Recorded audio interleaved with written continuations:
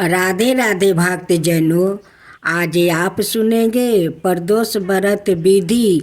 ब्रह्म मुहूर्त।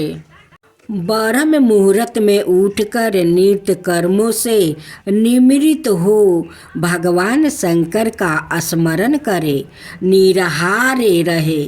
संध्या काल सूर्यास्त से 1 घंटा पूर्व स्नादि कर्मों से निमृत हो स्वस्थ वस्तु धारण करे।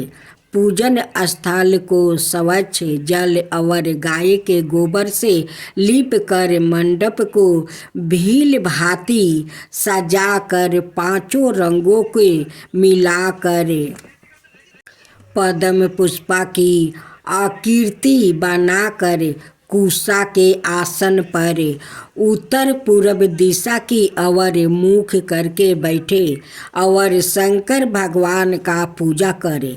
ओम नमः शिवाय इस 5 अक्षर मंत्र का जप करते हुए जल चढ़ाए और ऋतु फल अर्पित करे।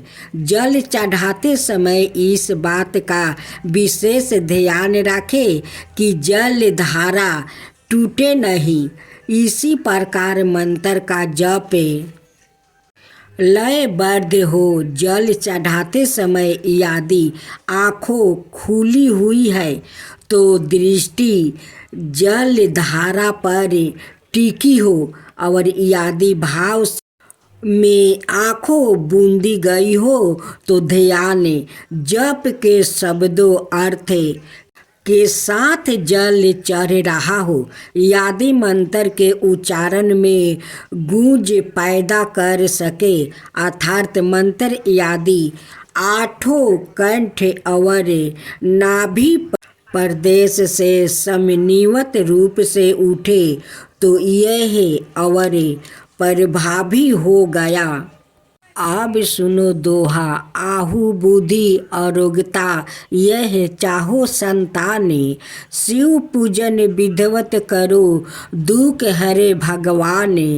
किसी समय सभी प्राणियों के हितार परम पुनीत गंगा तट पर ऋषि समाज द्वारा एक विशाल सभा का आयोजन किया गया, जिसमें व्यास जी के परम प्रिया शिष्या पुराणों बेता सूत जी महाराज हरि कीर्तन करते हुए पधारे। सनकादि 88,000 ऋषि मुनियों ने सूत जी को दंडवत प्रणाम किया। सूत जी ने भक्ति भाव से ऋषि गण को आशीर्वाद दे अपना स्थान ग्रहण किया। ऋषि गण ने मिनती भाव से पूछा, हे परम दयालु, कलयुग में शंकर भगवान की भक्ति किस आराधना द्वारे उपलब्ध होगी? कली काल में जब मनुष्य पाप कर्म में लिपट हो वेद शास्त्र से विमुख रह गए, दीन जन अनेक कष्टों से त्रस्त रहेंगे। हे मुनि श्रेष्ठ, काली काल में सत्य कर्म में किसी की रुचि ना होगी, पुण्य क्षीण हो जाएंगे और मनुष्य स्वस्थ ही अस्त कर्मों की ओर परारित होंगे। इस पृथ्वी पर तब ज्ञानी मनुष्य का यह कर्तव्य हो जाएगा कि वो पथ से विचलित मनुष्य का मार्गदर्शन करे। अतः हे महामुनि, ऐसा कौन सा उत्तम व्रत है जिसे करने से मनोवांछित फल की प्राप्ति हो और काली काल में पाप शांत हो जाए? सूत जी बोले, हे सनकादि ऋषिगण, आप धन्यवाद के पात्र है। आपके विचार प्रशंसनीय है, जान कल्याणकारी है। आपके हृदय में सदा परिहित की भावना रहती है। आप धन है हे सनकादि ऋषिगण, मैं उस व्रत का वर्णन करने जा रहा हूँ जिसे करने से सब पाप और कष्ट नष्ट हो जाते हैं, और जो धन वृद्धि कारक है, सुख प्रदायक, संतान और मनोवांछित फल प्रदान करने वाला है। इसे भगवान शंकर ने सती जी को सुनाया था। सूत जी आगे बोले, आहु वृद्धि ओ स्वस्थ लाभ हेतु रवि तेरायोदशी प्रदोष का व्रत करे।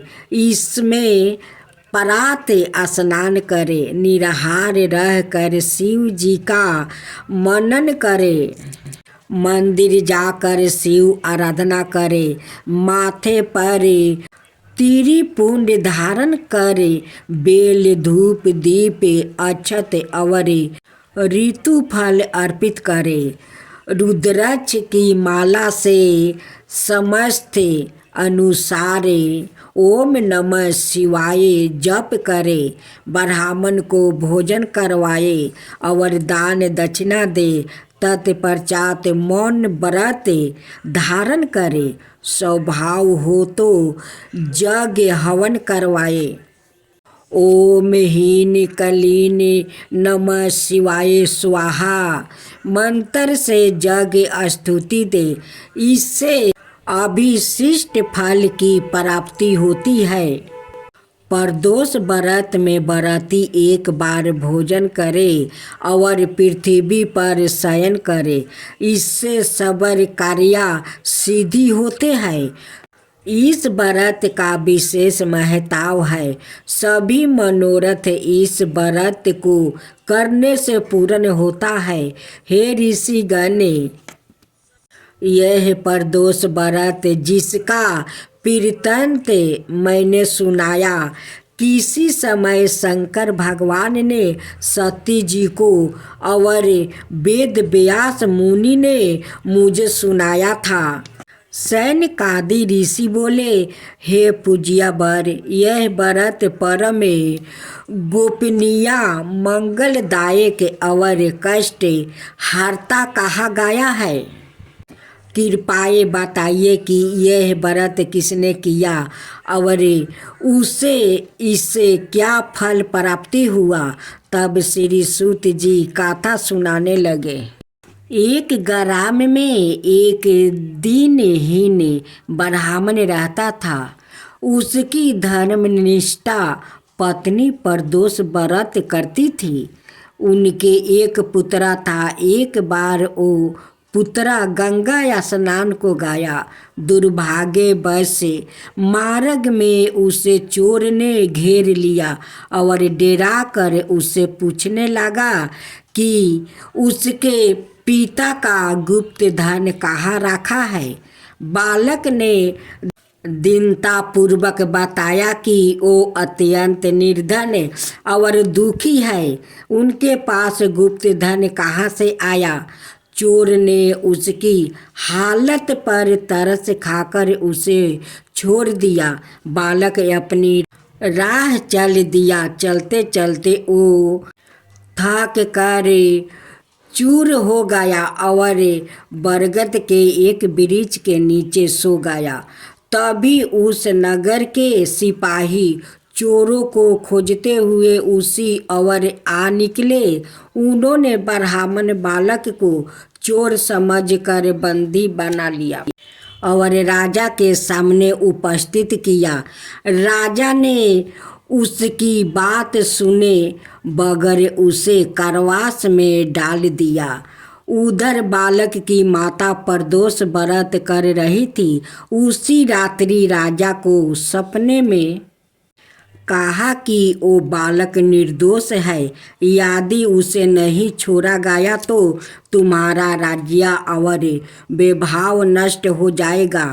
सुबह जागते ही राजा ने बालक को बुलाया। बालक ने राजा को सच्चाई बताई। राजा ने उसके माता पिता को दरबार में बुलवाया। उन्हें भयभीत देखे राजा ने मुस्कुराते हुए कहा, तुम्हारा बालक निर्दोष और निडर है। तुम्हारी दलिद्रता के कारण हम तुम्हें 5 गांव दान में देते हैं। इस तरह ब्राह्मण आनंद से रहने लगा। शिव जी की दया से उसकी दलिद्रता दूर हो गई। उनको कथा सुनने के बाद सनकादि ऋषि बोले, हे दयालु कृपाए, अब आप सोम त्रयोदशी प्रदोष व्रत के बारे में बताइए। सूत जी बताने लगे, सोम त्रयोदशी प्रदोष व्रत से शिव पार्वती प्रसन्न होते हैं। व्रती के समस्त मनोरथ पूर्ण होते हैं। भोलेनाथ की जय हो, भोलेनाथ की जय हो, माता पार्वती की जय हो, माता पार्वती की जय हो। एक साहूकार था जो भगवान शिव का अनाय भक्त था। उसके पास धन आए किसी भी चीज की कमी नहीं थी, लेकिन उसकी कोई संतान नहीं थी और वो इसी कामना को लेकर रोज शिव जी के मंदिर जाकर दीपक जलाता था। उसके इस भक्ति भाव को देखकर एक दिन माता पार्वती ने शिव जी से कहा कि प्रभु, यह साहूकार आपका अनय भक्त है। इसको किसी बात का कष्ट है तो आपको उसे अवश्य दूर करना चाहिए। शिव जी बोले कि हे पार्वती, इस साहूकार के पास पुत्र नहीं है, यह इसी से दुखी रहता है। माता पार्वती कहती है कि हे ईश्वर, कृपा करके इसे पुत्र का वरदान दे दीजिए। तब भोलेनाथ ने कहा कि हे पार्वती, साहूकार के भाग्य में पुत्र का योग नहीं है। ऐसे में अगर इसे पुत्र प्राप्ति का वरदान मिल भी गया तो वो केवल 12 वर्ष की आयु तक ही जीवित रहेगा। यह सुनने के बाद भी माता पार्वती ने कहा कि हे प्रभु, आपको इस साहूकार को पुत्र का वरदान देना ही होगा। अनाथ भक्त क्यों आपकी सेवा पूजा करेंगे। माता के बार बार कहने से भोलेनाथ ने साहूकार को पुत्र का वरदान दे दिया, लेकिन यह भी कहा कि वो केवल 12 वर्ष तक ही जीवित रहेगा। साहूकार यह सारी बातें सुन रहा था, इसलिए उसे ना तो खुशी हुई और ना ही दुख। वो पहले की तरह भोलेनाथ की पूजा अर्चना करता रहा। उधर सेठानी गर्भवती हुई और 9 महीने के बाद एक सुंदर सा बालक की प्राप्ति हुई।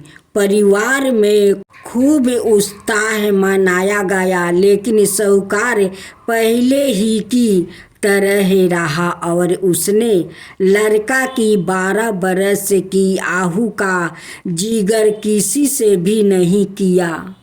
जब बालक 11 वर्ष की आयु हो गई तो एक दिन साहूकार की सेठानी ने बालक के विवाह के लिए कहा। तो साहूकार ने कहा कि वो अभी बालक को पढ़ने के लिए काशी जी भेजेंगे। इसके बाद उसने बालक के मामा जी को बुलाया और कहा कि इसे काशी पढ़ने के लिए ले जाओ और रास्ते में जिस भी स्थान पर रुकना वहाँ यज्ञ करते और ब्राह्मणों को भोजन कराते हुए आगे बढ़ना। उन्होंने भी इसी तरह करते हुए जा रहे थे कि रास्ते में एक राजकुमारी का विवाह था। जिससे उसका विवाह होने वाला था वो एक आंख से काना था। तो उसके पिता ने जब अति सुंदर साहूकार के बेटे को देखा तो उनके मन में आया कि क्यों ना इसे ही घोड़ी पर बैठाकर शादी के सारे कार्य संपन्न करवा लिया जाए।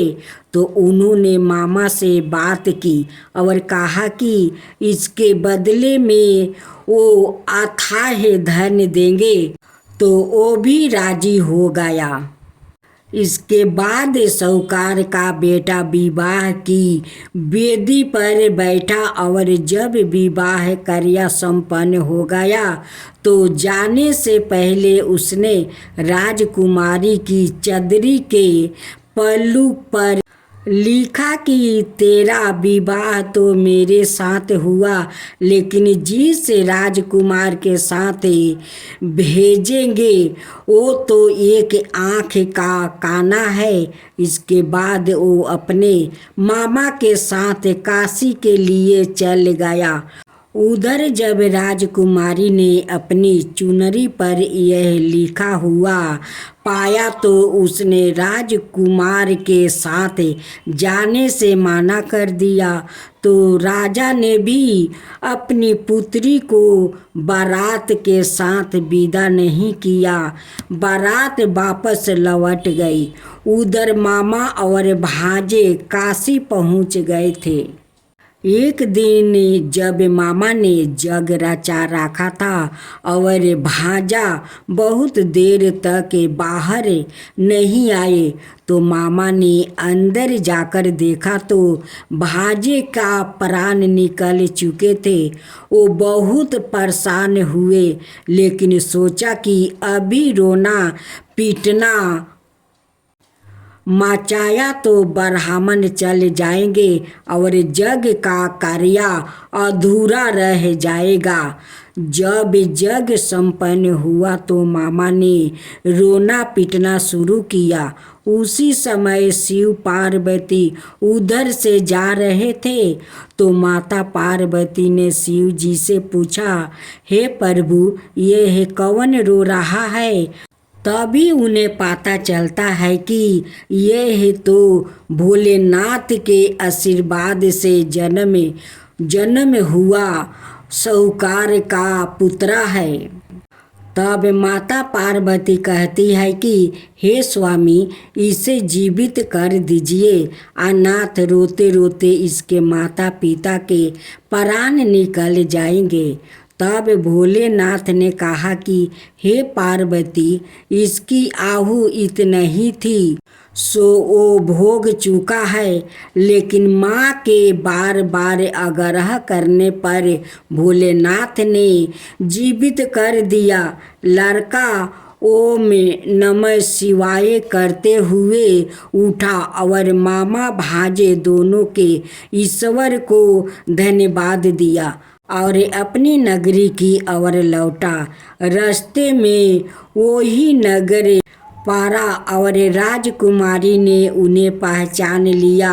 तब राजा ने राजकुमारी को साहूकार के बेटे के साथ बहुत सारे धन धनाये के साथ विदा किया।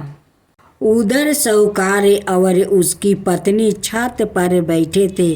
उन्होंने यह प्रण कर रखा था कि यदि उनका पुत्र सकुशल ना लौटा तो वो छत से कूदकर अपना प्राण त्याग देंगे।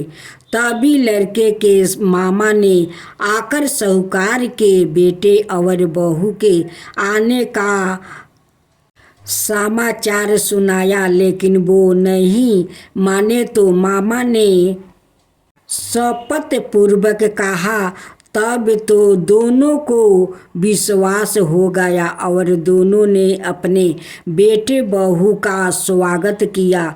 उसी रात साहूकार को सपने में शिव जी ने दर्शन दिया और कहा कि तुम्हारे पूजन से मैं प्रसन्न हुआ।